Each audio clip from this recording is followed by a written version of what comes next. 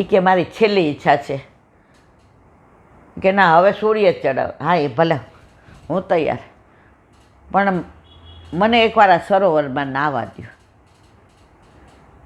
બધા કે હાલ ને ભાઈ, આમે એ કે હવે નાહી લે તો આપણને શું ફેર પડે, એટલે કે એક શરતે નાહવા દઈએ, અમે તને બાંધેલો છીએ, છોડીએ નહીં. એ કે કાંઈ વાંધો નહીં. રાજા નાહવા પડ્યો. ઓલો હીરો કાઢીને કે હે જગન્નાથ ભગવાન, હું ત્યાં નહીં પહોંચી શકું, પણ આપ તો દીનાનાથ છો, આ તો બ્રહ્માંડના નાથ છો, આપ તો 14 લોકના નાથ છો, આપ તો ત્રિલોકપતિ છો, આપ તો નંદનંદન છો, આપ તો સર્વેશ્વરા છો, આપ તો અહીંયા આવી શકો ને. એટલે ઓલો હીરો એણે સરોવરમાં પધરાવી દીધો. હવે ઓલાએ જોયું, હીરો લાવ. એ કે હીરો તો સરોવરમાં તમારી હાજરીમાં પધરાવ્યો. હવે રાજાને વાત કરી. ઓલો રાજા આવ્યો, આખું સરોવર હૂકવી નાખ્યું, માટીએ માટી ખુદાવી. ક્યાંય હીરો ન મળે. સાચું બોલ. એ કે મેં તો જગન્નાથ ભગવાનને દીધો છે, આમાં હીરો ક્યાંથી હોય? એ કે હાલો આને જગન્નાથ ભગવાન પાસે લઈ જાય. એક નંબરનો ખોટાડો છે અંગત. જો હીરો જગન્નાથ ભગવાન પાસે ના હોય ત્યાં ત્યાં રેસી રાખશો તને. એના જે ઉત્તમ છો, જગન્નાથ ભગવાનની સામે તમે રેસી નાખો એટલે સીધું મને ચરણારવિંદમાં સ્થાન મળે. હા હા હા, હું તો તમારો ભવો ભવનો ઋણી છું. લઈ ગયા. ઓલા રાજાએ કીધું દર્શન ખોલો. રાજા વાજાનું વાંદરા ખોલ્યા તો જગન્નાથ ભગવાને જે માળાજી ધારણ કર્યા હતા હીરાના, એમાં પદકમાં મોટો હીરો હતો. કયો? આ જે એણે ચોર્યો હતો એ. આ રાજાને એમ થયું, અરે આ અંગતને હું આટલો હેરાન કરું છું હીરા માટે, આ સાક્ષાત જગન્નાથ ભગવાન ત્યાં આવીને હાથમાં લઈ ગયા, એના પગમાં પડી ગયા કે અમે તમને બહુ હેરાન કર્યા, બહુ. અમે તો એ કે તમે આ ન કર્યું હોત તો અહીંયા હું આવત, એટલે હું તમારો ઋણી છું. જુઓ, ક્યાંય દોષ નથી જોતા. જગન્નાથ ભગવાન મંદ મંદ મુસ્કાયા અને દ્રષ્ટિ હીરા ઉપર થઈ કે તારો હીરો જો મેં ધારણ કર્યો છે. બસ આ દર્શન કર્યા. અંગત રાજાએ કીધું, હવે મને આપનામાં સમાવી લો, મારે આ દુનિયામાં રહેવું નથી. અને રાજા ને રાણી બે ત્યાં એમના ચરણારવિંદમાં સમાઈ ગયા. મારા વાલા, આ બધું કોઈ કપોળ કલ્પિત વાર્તા હું કરતી નથી. આ બધી જે સાંભળું છું, જે વાંચું છું, એ તમારા સુધી લાવું છું. નથી હોતી ત્યારે નથી કરતી. તો આ બધું આજે બને છે, બને છે, બને છે. તમારો દ્રઢ વિશ્વાસ હોવો જોઈએ. બોલો વલ્લભાથી હરિરાય મહાપ્રભુજી કી જય. વલ્લભ સાખી 76મી. યમુનાજી સો નેહ કરી यही नेम तूले, श्री वल्लभ के दास बिनु और न सो तज स्नेह, श्री वल्लभ और न सो तज स्नेह. કાલે આપણે યમરાજીનું જોયું. તમારાથી કાંઈ નથી થતું ને, ખાલી યમનાષ્ટક તો કરો. ઘણાય મને કે ઈલાબેન મન આમ થાય છે, આમ. યમનાષ્ટક કરીએ ને, જો પેલા દીકરીઓ ગમે એવી સાસરે હોય ને, મા બાપને કંઈ કહે નહીં. મા બાપે મોકલે ત્યારે જ કે જેવું છે એવું, તારું ઘર એ જ છે, તારે ત્યાં જ રહેવાનું. હવે આ બધું થયું એટલે બધું, હવે કાંઈ વાત એટલે નથી કરવી. સમય બદલાય એમ પરિવર્તનને સ્વીકારવાનું. પણ બહુ તકલીફ હોય ને એટલે બા સમજી જાય. રાતના પાસે હોડાવીને પૂછે, બેટા સાસરીમાં કાંઈ વધુ તકલીફ છે? ના ના બા, એકદમ સારું છે. તમારા જમાઈ લાખ રૂપિયાના, મારા સાસુ સસરા, મારા મા બાપ, માં જેવો હાથ ફેરવે ને, બેટા તારું મોઢું ને તારું વર્તન કહે છે તું ત્યાં સુખી નથી. અને દીકરીને બારે મેઘ ખાંગા થાય. બા વધે એટલું ખાવાનું આપે છે.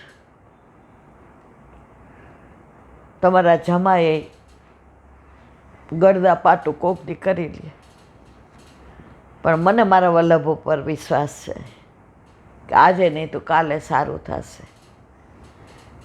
માં કે વલ્લભ ઉપરનો દ્રઢ વિશ્વાસ છોડીશ નહીં. તો માં દીકરીને કાંઈ તકલીફ હોય ને લૌકિકમાં એના મોઢા પરથી એના વર્તે, એમાં આપણા યમુના મહારાણી આપણે લૌકિક અલૌકિક આર્થિક સામાજિક માનસિક કૌટુંબિક શારીરિક જે પણ હોય યમુનાજી બધું જ જાણે. એટલે ઘણા એમ કે એલા બેન મેં તો આપણે એક જ યમુનાજી આપણી માં, અને આપણે કાંઈ બાધા રાખવાની હોય નહીં, આપણે કાંઈ કહેવાનું હોય નહીં. આપણા ઠાકોરજી સર્વસમર્થ છે, બધું જ જાણે છે. એટલે આપણે ક્યારેય આપણી ચિંતા કરવાની નહીં. તો અહીંયા કહે છે યમુનાજી સો નેહ કરી યહી નેમ તું લે. વૈષ્ણવના ઘરમાં છોકરાઓને યમનાષ્ટક તો આવડે આવડે ને આવડે છે. અમે નાના હતા એટલે અમારે નિયમ હતો 10 વર્ષના થયા ત્યાં સુધી યમનાષ્ટક કરવાનું. સવારે શ્રી કૃષ્ણ શરણમાં મને 5 માળા કરવાની, પછી ચા દૂધ નાસ્તો જે કરવો હોય પછી રસોડામાં આવવાનું. ત્યાં સુધી અમે રસોડામાં જઈ ન શકીએ, કારણ કે મારી બા અપરસવાળી હતી એટલે અમારે અડતા પહેલાં તો 1000 વાર વિચાર નહીં, ત્યારે એ નાઈને અમને સવારમાં 3જી વાર નવડાવે એનો વાંધો નહીં, પાછું એટલું ખાવામાં મોડું થાય. હવે નાના છોકરાને ભૂખ લાગી હોય. 10ના થયા એટલે સર્વોત્તમ સ્તોત્ર.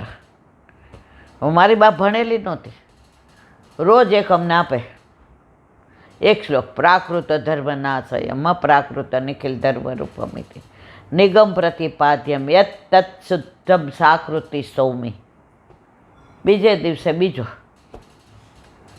હવે એમાં ભૂલ પડે જાઓ બહાર કરીને આવો તો ચા દૂધ એ મળે નાસ્તો એ મળે, બાકી ત્યાં સુધી બહાર. એટલે અમે યમુનાષ્ટક સર્વોત્તમ તો મને લાગે 10-11 વર્ષના હતા ત્યારથી મોઢે. ભણેલી નહીં તો અમારી જરાક ઉચ્ચારમાં ભૂલ થાય ને. યશ પિયુષ લહરી મને બરાબર, તો યશ બોલીએ ફરી બોલ યશ પિયુષ લહરી. એટલે આ બધું વૈષ્ણવના ઘરના સામાન્ય પહેલાં હોય. તો આ નિયમ હતો કે યમુનાષ્ટક સર્વોત્તમ ને 5 માળા કરો અને આવી જાઓ. એ પાછું અમે કહીએ કરી લીધું ન હાલે, અમારે એની પાસે બોલવું પડે. તો યમુનાજી સો નેહ કરી યહી નેમ શ્રી વલ્લભ કે દાસ બિનું ઓર ન સો તજી છે. જો તમે અન્ય માર્ગીની હારે સંબંધ રાખો, અન્ય માર્ગીની હારે સ્નેહ કરો, અન્ય માર્ગી હારે અંગત વાતો કરો, તો છેવટે તમારે ગુમાવવાનું જ આવે.